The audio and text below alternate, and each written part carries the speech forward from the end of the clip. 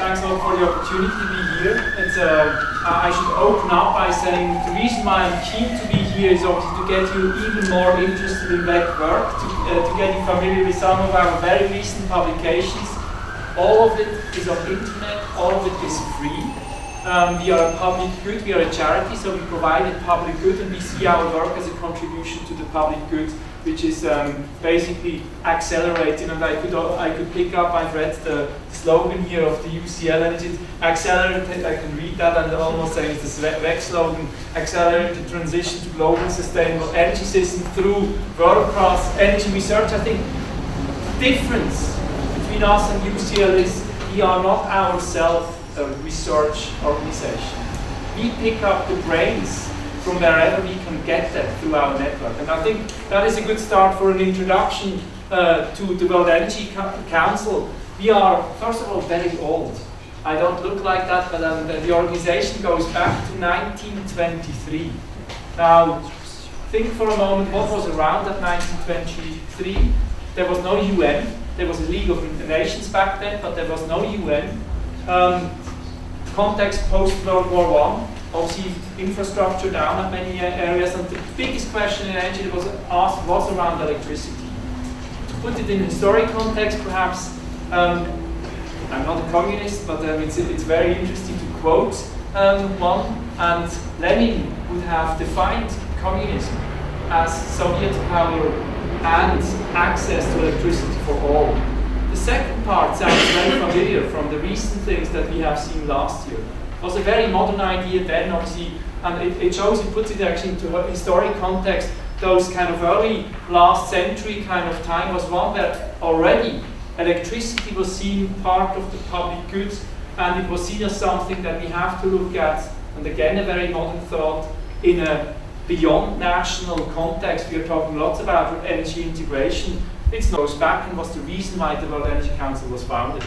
So if we today ask what is the big challenge, the World Energy Challenge, we would say it's a trilemma. And by the way, I come back to trilemma many times. We stand to overcome, to balance the energy trilemma. Let me give you the first phase of the energy trilemma. It's the global, the World Energy Trilemma is one that obviously has a phase of, first of all, the security of energy phase. By 2050, we expect roughly a doubling of the demand. Roughly a doubling of the global energy demand by 2050. In the same period of time, we have the ambition to reduce greenhouse gases by 50%, which means minus 80% in OECD countries. And we still have 1.3 billion people without access, and I think that's the first phase of the energy trilemma. I come back to other forms of the energy trilemma, but it's always the trilemma is always around energy security, the environmental side, and the social equity side, the trilemma that we have to balance, and that sometimes seems to stand at the individual dimensions, sometimes seem to come in contradiction to each other, which therefore actually forms the trilemma. Now, who are we in terms of organization?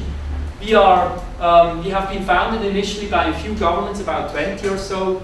UK was a founding member. We were, since the beginning, with our headquarters in London, so since 1923. And we are today in over 90 countries. We have 3,000 organizations as our members, and that includes private sector to roughly 40%, expert organization, academia, to roughly 25%, 7% government. That is not a low number. There is only so many ministries you can actually involve in every country. And so actually government is a substantial part. They chair many of our national networks, are chaired by ministers or government representatives.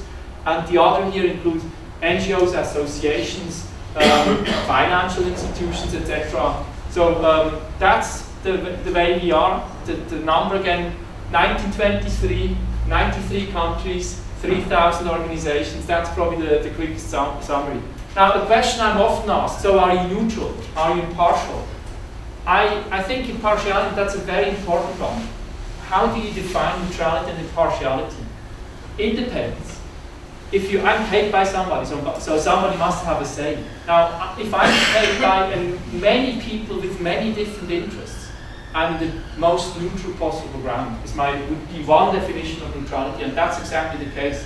If you have 3,000 organizations covering the full spectrum, starting from oil, gas, electricity, nuclear, renewables, smart grid, you name it, that's the full spectrum, and they pay us. And we have government and private sector.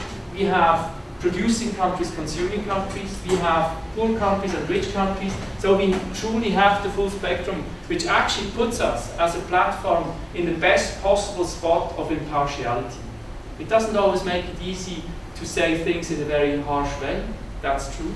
But I think in terms of impartiality, we are at the best possible place. Now, we have said it here, the word transition.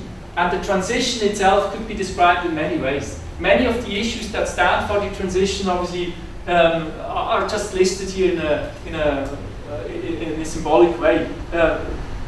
Do we have resource diversification? Do we have additional technologies? And I think the reason why all of us are here today is because we know there's something big going on out there.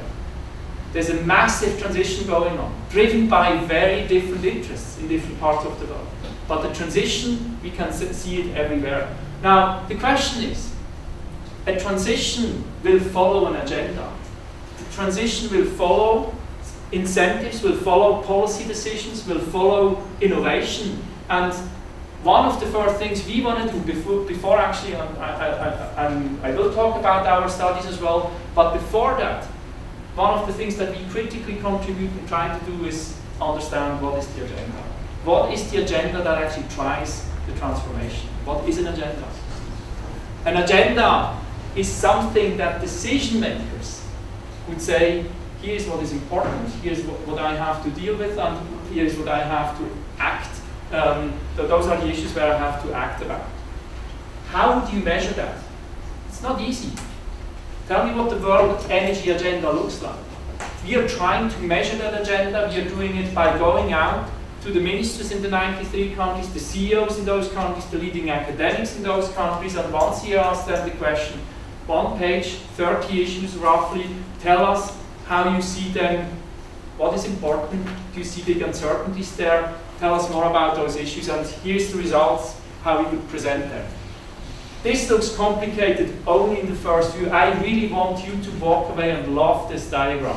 I want you to be keen to download. It's not yet on the web, it's not published, it's going to be published 7th of February. Actually, you have a preview, sneak preview here. It's our latest issues monitor, and it's really I've worked with this issue monitor for the past 12 years now. And I personally really love it because it tells so many stories in such an effective way. I'm going to take it step by step to make sure you kind of want to use it in your own research, in your own strategy things. I've animated board meetings with it. We are looking at our when we do events agenda and ask how can you use that best. We have presented to strategy teams. We use it in our scenarios process. There's so many uses. Originally, it was designed to be a scenario tool to identify drivers. Now, how to read it? Easy for all of those of you who are used to look at risk maps. 2 dimensions: uncertainty, impact, which makes a high uncertainty, high impact area to keep me awake at night space. That space where basically energy leaders would say those are the issues, high impact, high uncertainty, that potentially will change a lot of things, but I don't know, I'm not quite sure that it's going to happen. And therefore I have to, what am I going to do about it? So it's a toughest area for decision makers. Now, we have an action space down here, and I'm coming to the issues afterwards. We have the action space, which is basically those issues, high impact, low uncertainty. I'm quite sure that those issues are the most important issues, so let's act about them. And then you can obviously, the tricky ones are actually all those here. How do you make sense out of them? What is important, what is not? And I think the fact that we have so many countries and time, we obviously do it every year, so we can actually measure what is the development 1 year after the other. What is the the difference one region to another. And depending on whether there is good pattern, we can say this is actually a weak signal that is important, or it's just an issue that is perhaps out of people's interest at the moment. So let's start with the critical uncertainties. Climate framework. Again, who fills this out? I've said it before, but it's really important to think of that. It's not the experts necessarily, those with the deep roots. It's those who set the agenda because they take the decision that will eventually impact us. Yes, it's entrepreneurs, it's ministers, it is also leading experts. It's a mix of those. So, in 93 countries. 20, now they are saying the following 4 issues keep them most awake at night. It's the climate framework uncertainty. Not knowing what tomorrow's carbon price is going to be is the single biggest uncertainty. That's not a trivial statement if you say it's a worldwide actual perception. It may seem very obvious to us here. It's not that obvious if you go to India, China, and some of the other places. But I could show you the Indian map, the regional maps, etc. There's some variation around climate change. I'm going to show you that. But the single biggest issue worldwide is uncertainty around climate change. Middle East uncertainty. The kind of what happens with the uproar, the Arab Spring, or some call it the Arab Decade in the Middle East. How will it affect the various supply pattern and Strait of Hormuz keyword, etc. That is obviously a huge concern. Global recession. It is a global recession. China, 7.5% GDP growth last year, the lowest in a decade. Brazil, 2% real growth last year. Those countries, big players, struggle with growth at the moment. China, 7.5% is not enough to keep the people who come to the market actually in a growth mode. Actually, there's more people coming to the market than growth would allow to include in that market. And that makes actually the overall situation in China also a recessionary one. Energy price volatility. And it's not only oil price, it's not only gas price. Look at solar price, solar cell price. 2007 we had a price of $4.7 per watt peak. Look where it stands now. Who knows? $0.6 per watt peak. In a few years we have seen a total collapse of the solar prices. Yes, there's only 50% use of global manufacturing capacity. We need to keep that in mind. That brings prices down as well. But there has been tremendous innovation driven out of China and elsewhere. Now those are the 4 keep me awake at night issues. And what are the action issues? It is the top action issue globally is still around energy efficiency. The question, how can you move forward an uneasy agenda? It's not a low-hanging fruit. Very important statement that we put out there. Why is it not easy? We have just discussed about the Green Deal and why it's so complicated to make it happen here in the UK. It's true, just generally. Think of opening up a street to put in a wire. It's to do with energy efficiency as well. The next day you open it up again for sewage, and then for gas, and then for what? Something in addition. Every time, yet and again, it's about coordination. Coordination of agencies, coordination of different stakeholders. That's what energy efficiency in the end is all about. Coordination of financing mechanisms with education, with the real issues. Those are always coordination issues. They are not trivial. That's the reason why it's slow moving, the energy efficiency agenda. But it's a key issue. Renewable energies. Yes, it has suffered, and regional interconnection. Those are 2 important issues that we see creep up globally. Access to capital market, clearly one that has come up heavily in the recessionary context. Those are the issues that energy leaders have spent most time this year. Now let me show you a few other issues that I would say are some of the selected transformation issues. Transformation issues. Energy efficiency is obviously one, renewable is obviously one. I would like to add unconventionals, nuclear, and CCS on those. Look at CCS where it is. CCS, that's an interesting one. Now let me put an additional dimension with time dimension to it. We have, and the first shocking statement, it must be shocking to all of us. CCS is flying off the map. people do not believe CCS is going to make a difference in time. That's what this says, basically. CCS, the trend, this was pre-COP15, and since then it's only going downwards. Second, nuclear. Pre-Fukushima, Fukushima, post-Fukushima. We have seen a clear peak in uncertainty, and we have published actually a report 1 year post-Fukushima. And what the report has said, first, where were we before Fukushima? We had 440 plus plants globally, 2/3 in 4 countries. US, Japan, France, Russia. Only Russia, none of these. Most of the plants actually in operation pre-Fukushima were in OECD. We had, at the moment of Fukushima, roughly 60 plants in construction. 2/3 in 3 countries. India, China, Russia, all on OECD. And if you actually put the full account, the trend is even clearer. So we had, at the moment of Fukushima, a shift from OECD to non-OECD happening already. Now, if Fukushima has done, the first thing is accelerating that trend. Reaction has been stronger in OECD than in non-OECD. It's not the entire truth.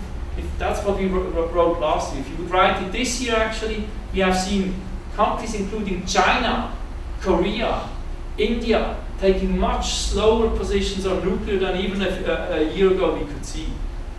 India is totally blocked to the nuclear thing. I'm just going to India next week, but there's nothing, it's not moving. China has decided to only go for anything that is not under construction already, that cancelled basically the 2nd generation, want to only do 3rd generation going forward.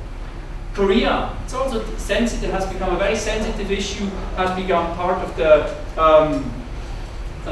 presidential campaign, etc. And the tone is much more prudent today than it was obviously pre-Fukushima. So much about nuclear. Unconventionals. The biggest race on the map is on unconventionals. And it's not only gas. Everybody's talking about gas, so let me not say more than 2007. I hope it wasn't 2005. 2007, 4% of US gas production was shale gas. Today, a quarter of the US gas production is from shale. Massive transformation. We see US gas price, and I'm sure you are familiar with the gas. Gas is so much on top, but it's worthwhile. Just simply repeating very quickly. We have the gas price has collapsed in the US, and this at one time even was around $2. It's about $3.5 now per MBTU, which is 1/3 of the Europe price. And if you go to Asia, where we have between $15 and $70 per MBTU, another factor 2 or so compared to Europe. Shale gas has had a big difference, but it's going far beyond the gas markets. It has driven, actually before that, for the first time last year, US has had a higher share of gas in the electricity mix than coal. That has resulted in coal being shipped out of the US to Europe, where it found very enthusiastic consumers, with the implication that the US CO2 is going down, lower than expected. They have no commitment. And Europe is going up, higher than expected. We had commitments. Now, clearly the implication from gas has affected coal markets, it has affected carbon markets, so the effect today already is absolutely global of shale gas. Now, I said it's not only about gas, it's the shale oil as well. Oil shale, shale oil. Oil shale, I should have brought for those who have not seen a block of oil shale, it looks like grayish block. There's nothing that reminds you of oil, but there is tiny little droplets of oil in that, and there is massive amounts of reserves of that. Now, what is the news on oil shale?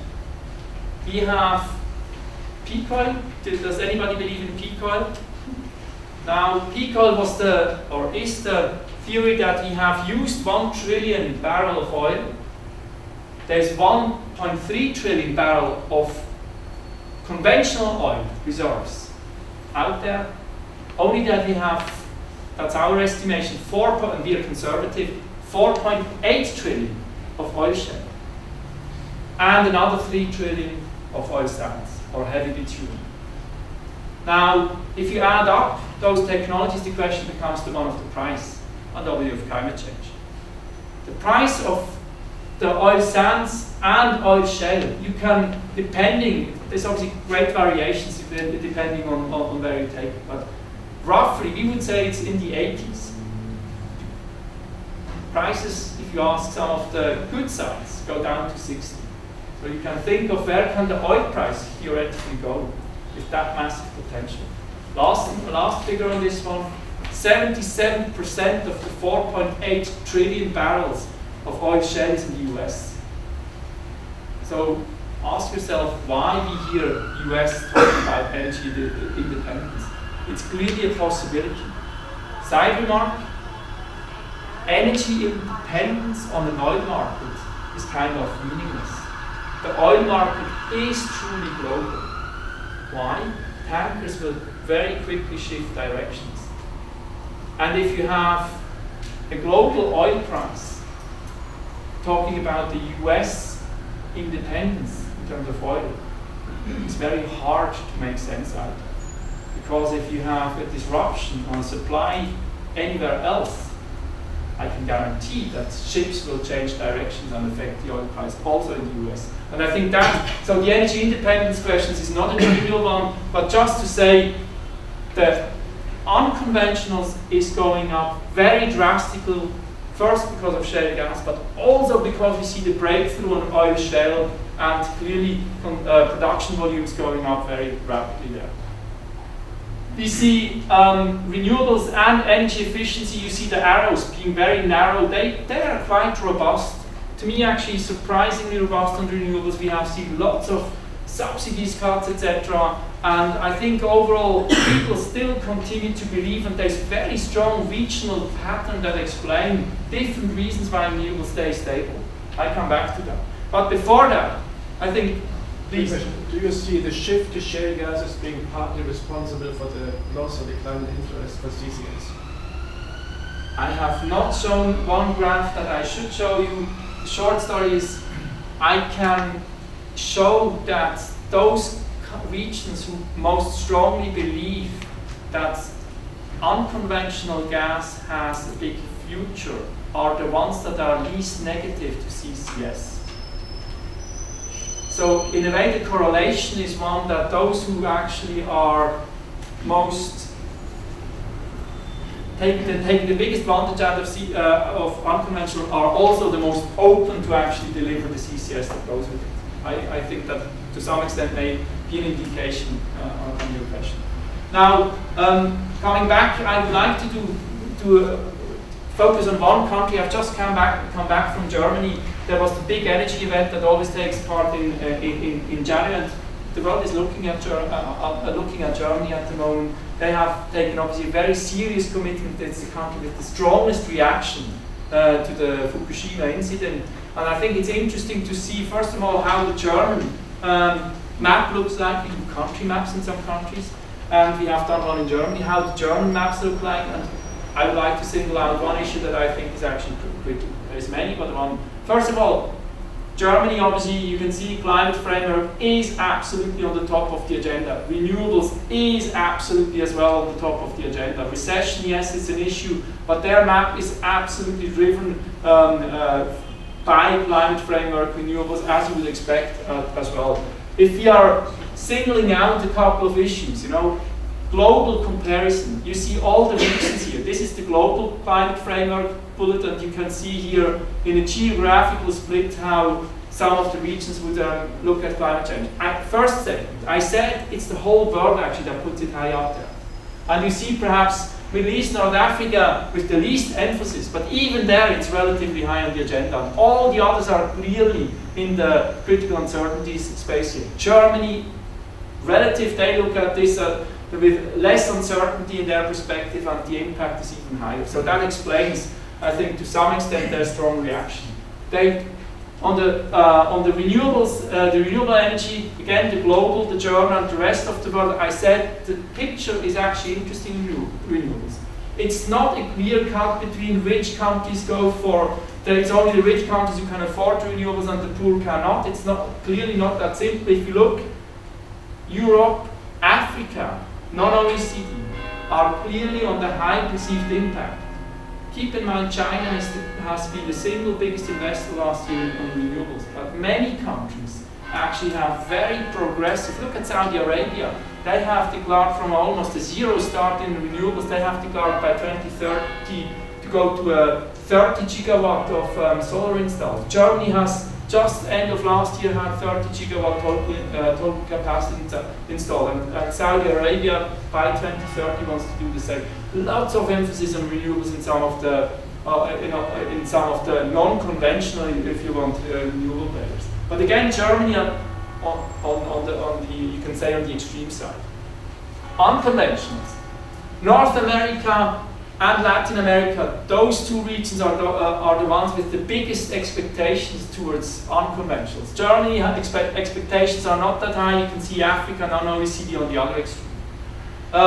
On the nuclear side, again, North America has still high expectations. I'm slightly surprised with actually that one. I don't believe it, because shale gas really undermines the viability, financial viability of nuclear power plant in North America, in large parts of North America. So I'm slightly surprised this high expectation. But clearly Germany tells the full story. Now, what in conclusion does it mean for Germany to put things on the map as they do? First of all, it's obviously we are saying the transformation issue, renewables, energy efficiency, climate framework will require a lot on the smart grid, regional interconnection, electric storage side. I'll come back to that. I want to show you. We have done, the German committee actually, our German network has asked the question, how much storage do we need in order for us to be in Germany, to be really capable of delivering the transformation of energy vendor. And here's the results. First, very quickly on the figures, what they have said. They want to reduce emissions, obviously, in line by 2050. You see 2020, 2030, 2040, 2050. This is CO2. I think the most interesting one is CO2, and let's look at the renewables. The objective that they have said is minus 80%, 80 to 95% by 2050. And at the same time, the renewable energy in overall energy up to 60%, in electricity up to 80% by 2050. So it's a massive commitment. Now, what this means in terms of renewable, and this is the installed capacity. Look at this. By 2050, the rollout that it would be green is or grey is wind, yellow is solar, and the rest includes hydro and others. This part, over 90% of this is all coming from volatile, from non-continuous renewable sources. This actually emphasizes the importance of storage. Now, we have simulated what the system looks like in 2012, and what this reproduces is a load curve. A load curve that is actually a net positive load curve that basically shows the excess production of electricity of Germany in 2012. So if you take out if you have the full production and you take out the full demand, that's what the excess is in 2012. You see a picture with actually lots of peaks, obviously lots of irregularity, but now compared to how this would look like in 2050 with the planned renewable scheme. Frightening here, obviously, there's lots of missing pieces, and there's obviously you can see the amplitude is going up in a massive amount, and we have tried to do a low duration curve that brings together, that shows on the one hand how much excess production there is and how much missing there is, and obviously this gives an indication on the capacity that needs installed, the reserve capacity, and this gives an indication of what part of the energy is simply going to be wasted if there is not enough storage. That's massive, 38 terawatt hour will simply going to be wasted if there is not the enough storage capacity by 2050 with the plant they have in place. Now the question is, what storage capacity is in place actually, or can be cheapest done? One figure on storage. Storage, if you look at solar, I mentioned the solar price collapse, the whole solar price collapse. Again, 2007 we had $4.7 per watt peak, now 0.6, massive reduction. Now in what we have seen in storage, it took 7 years to bring the price down by 50% on storage. The curve, it's slowing down. We see rather a slow down the progress. So storage is one of the areas where we would love a breakthrough, and we simply do not see it happen as quickly as we would like to. Electric storage. Now, what is the cheapest storage that we have? First of all, it's obviously is it through the existing systems, the hydro storage. If you can access the hydro storage capacity in existing system, that is obviously the cheapest. If you can displace, simply not use. If you have a dam and you simply, instead of producing electricity, you can slow down production, so you have an indirect storage. That's the most effective and the cheapest way of storing electricity. So the first question you have to ask, how can you access the existing reservoir? Europe, here's the picture. There is massive amount of storage out there in Scandinavia. In Sweden and Norway, we have the 34 and 82 terawatt hours, so we are going clearly beyond what is the 30. Keep the 33 in mind. I said we need 33 terawatt hours for Germany. And obviously Switzerland and Austria and the Alps have storage, and Germany has virtually nothing.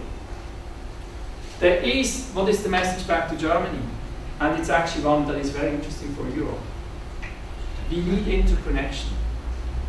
Europe needs much more interconnection, and there's a business case to be made for about 5 to 7 gigawatt of interconnectors up north to access storage capacity in Norway and Sweden. It's a politically sensitive issue because the Norwegian, and not only the Norwegian, are very proud of their own of their water. They want their mix to be clean, they may not want to share it, etc. Lots of political things, but in storage terms, that's what it would take.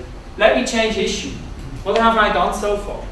I've given a big picture. I've shown a little bit of one of the issues that we think is part of the transformation, the renewable build-up, what it means for Germany. I want to change picture. The other, electricity is one of the focus areas, but often we forget transport. Transport is one of the most rapidly growing areas in energy. Transport has the highest willingness to pay for CO2. Why are we seeing so many big vehicles going around that nobody's caring about them growing? People simply are willing to pay for pay a lot of money to still get the CO2 right. We have asked the question with our transport scenarios, and by the way, it's also free on the website again. You'll find the full publication. We have asked what contribution in the trilemma, the global trilemma, doubling of global demand by 2050, and we want to bring down CO2 by 50%, OECD 80% by 2050. What contribution can transport bring? And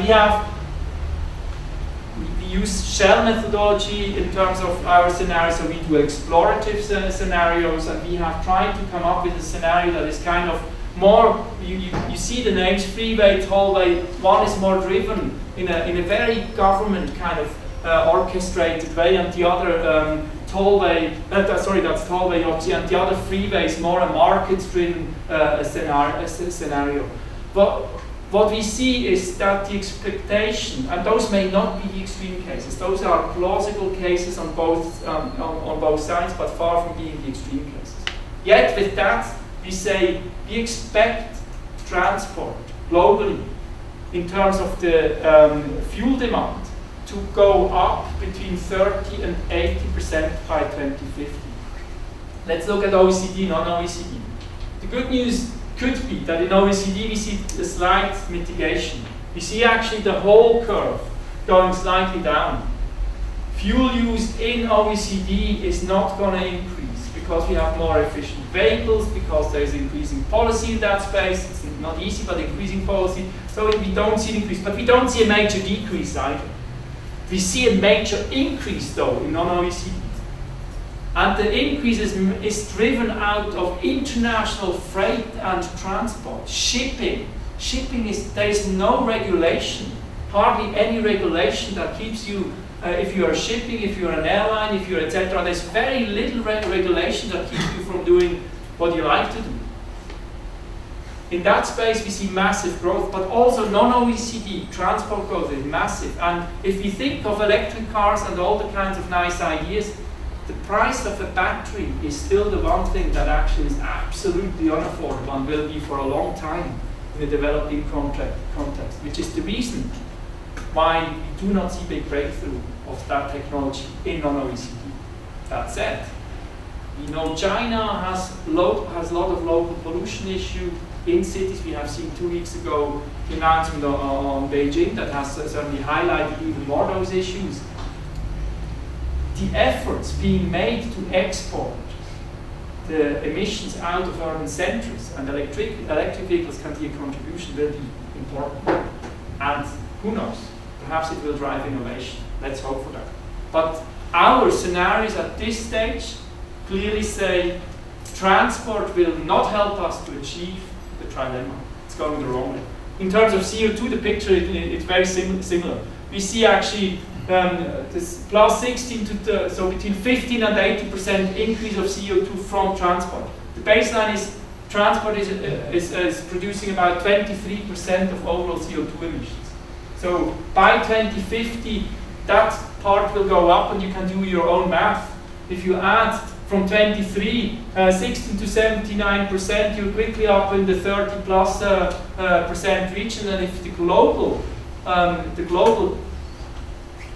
capital, the allowance of CO2 will be at today's 50%, the rest is squeezing to a very small amount.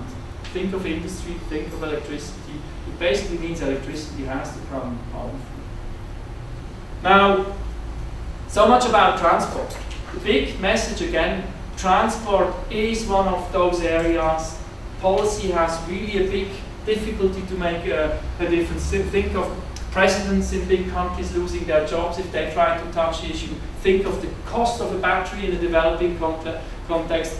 It's not all bad news, there's lots of innovation, but it simply takes time. Even though capital turnaround would be shortest in transport, it's simply not happening that quickly.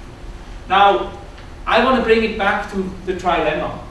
We have looked at the big agenda, the big issues. We have looked a little bit at electricity in Germany, what the transformation, we have asked the question, what can transport deliver? But let me bring it back to the one issue that I've come up every time. Policy is one of the critical aspects. If we do not get policy right, a transformation of the nature we are talking about cannot be delivered.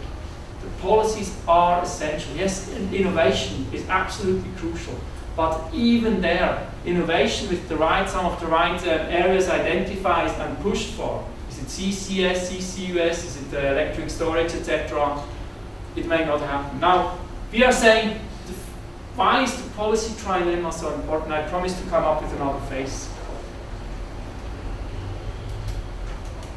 Who drives policy agendas? Think of 3 different types of constituents. Industry wants high energy security. Otherwise, you will lose an important amount of your manufacturing industry, because some of them will really have a tough issue if you cannot deliver energy security. Households, and this is not as simple as that. Households, they want simply things to be, yes, secure, but also affordable. The industry wants affordability as well. Low prices. Houses want to have access. Households are voters. Industry are lobbyists. I'm using here very simplistic things. Environmental group, even in China, in all countries, the environmental groups get stronger. If you do not manage to make all those 3 important policy influencer groups, keep them in balance. If you do not manage that, what will be the result? A lack of stability in your policy framework. And that is the thing every investor will hate. So let me go back again. Why is the trilemma so important? Yes, because we like sustainability. But it's absolutely critically important from an investor's perspective to make sure that you have a balanced approach that actually satisfies the industry side, the household side, and the environmental groupings, because without that balance, the guarantee is that the one that feels neglected will stand up, call for policy change, and your investor will hate it, because he will end up with stranded investment. Now, that's the reason why we have started measuring, and that's this report. We have started measuring in 93 countries the 3 dimensions, and I'm simply going to show you who is on the top of the ranking. It's those countries in blue that are leading in the effort to balance. What is the common pattern?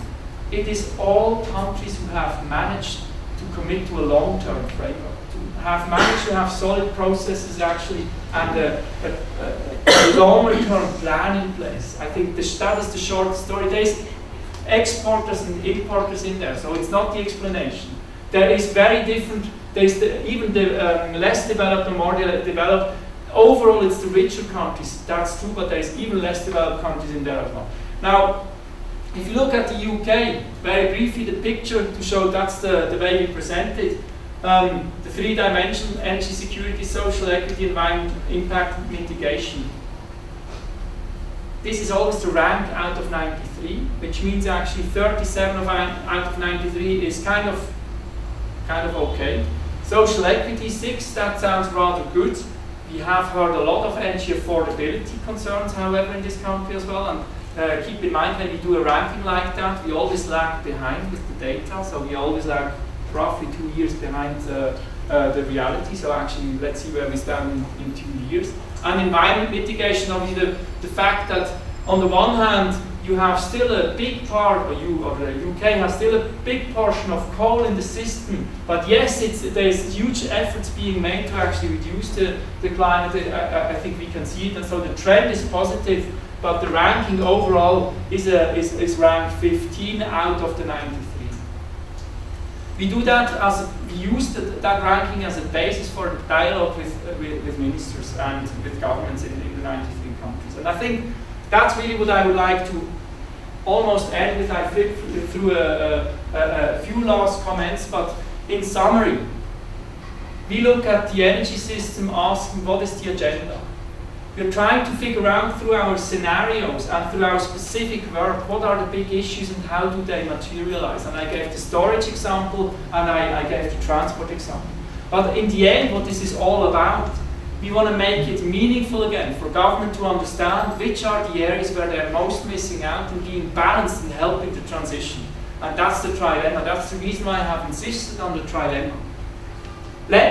I'm just going to do a very quick run through on our Congress. I want all of you to be interested in our Congress.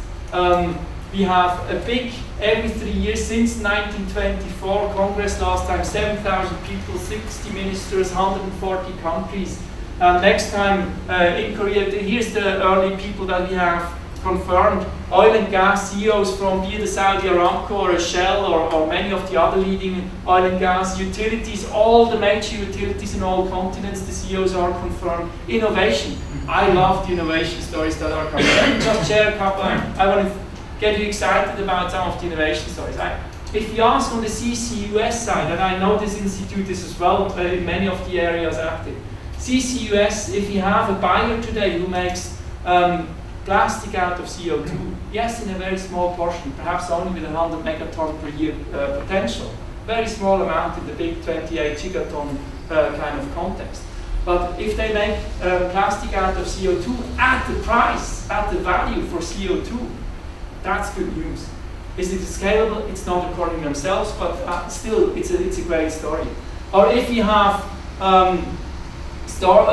news in the storage by some of the companies, including the BASF, if you can talk about cloud storage, from those who have looked at what cloud storage can mean, if you can look at in the energy water food nexus, what potentially on the food side could be news. I think those are all stories that we want to see at the Congress. You want to have the finance, the whole development bank, all development banks will be there. You want to have their view and ask the question, is development finance green growth finance? Or should the other way around, you have all heard the polemics around World Bank financing coal plants. It's not an easy issue, and we don't want to clearly say, we don't want to say it's an easy issue, but the big question is, should development finance be green growth finance?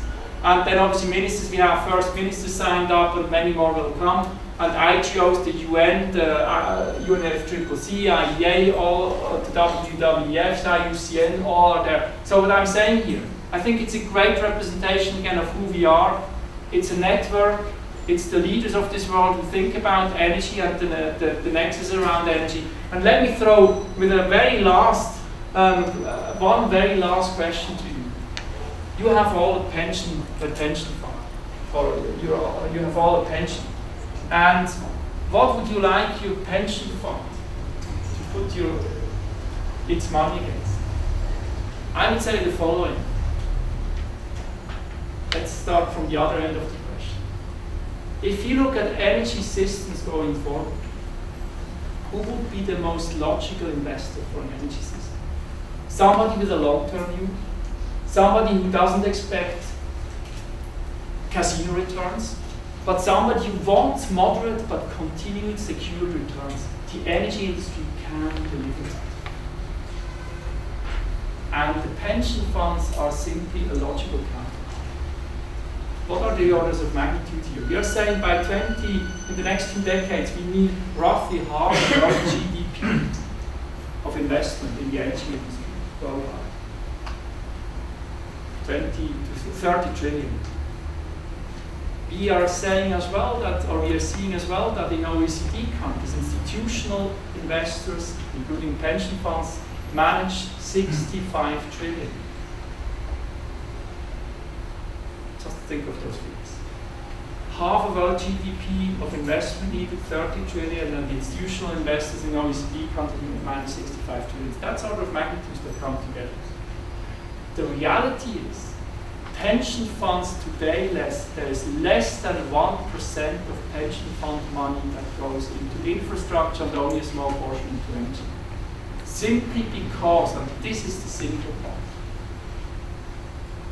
we are saying we don't trust our governments for the pension funds to invest in energy infrastructure. Now, think a moment what that means. I would love my money to go to pension funds, to an energy infrastructure. Why? Because I want to expect solid returns. We want our governments to put the framework there to make those returns solid over long term. And I think that's the thinking in a place like London with a financial hub that needs to take place, find a rethink, and I think if you get that equation better, if you manage to align actually the thinking of pension fund and government thinking, then we have probably achieved a lot of things and getting closer to accelerate the transition to a globally sustainable energy system. Thanks a lot.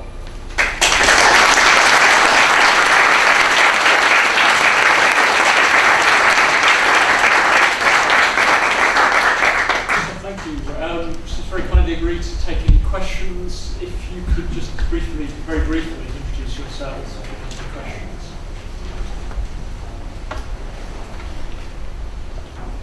My name is Paul Morel, I have no affiliation. I'm not quite sure what your impact was measured against, but if it's against all three corners of the trilemma, then I was surprised how far to the left carbon capture and storage was, given that it's a pretty safe bet that if there's fossil fuel around, someone's going to burn it. And the politicians' permission to allow that to happen is that carbon capture and storage is going to solve everything. So the uncertainty may be massively high, but the impact will be huge if it came home. So why is it so far to the left?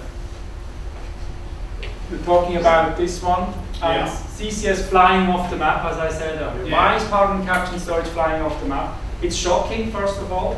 We would all, as fully agree with you, we are seeing the fossil still going up, the coal still going up, and yet CCS is not happening. Let me give you a number of reasons why people believe it's not going to happen. As long as we have no CO2 price, no price for avoided carbon, there is simply only an additional cost put in the system. Who's going to pay for that?